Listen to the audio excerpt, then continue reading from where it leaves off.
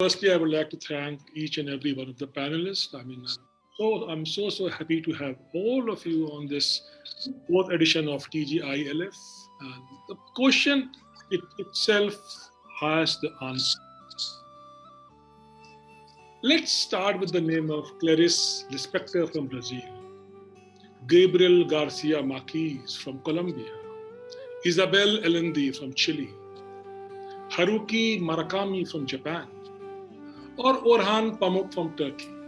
All these best-selling writers who are selling globally in millions and millions of titles, they all express themselves in their native language. Why? First thing being that you don't have to learn your native language. That's where your roots are.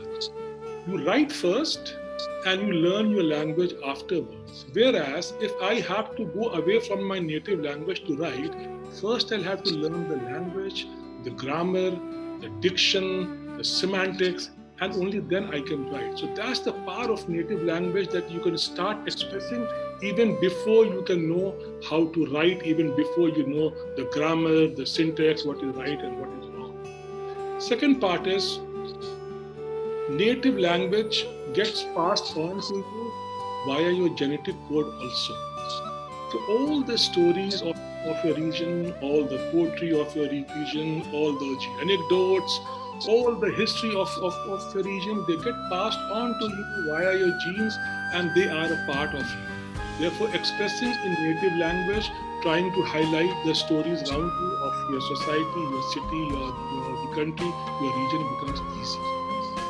However, there was a time when probably most of us felt that native language could be a kind of handicap, especially when we are trying to reach out to a wider audience. But now with the technology enabling us and empowering us more, you can write in any language, and there is a huge world out there. I mean, if your thought is powerful enough, there's a huge and big world out there who wants to read you more and more. And I would just like to conclude my opening statement by saying that the biggest, the epic of all time, Gita and Mahabharata, were written in native language only. And Gita and Mahabharata, they have been translated into God knows how many languages.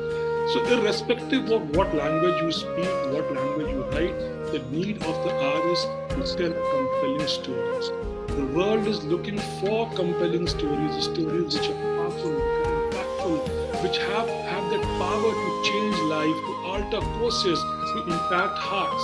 If you have got a compelling narrative, if you've got a compelling story, native language should be your first choice. And if your story is compelling enough, if your thought is powerful enough, the world out there is ready for your thought, irrespective of the fact which language you are.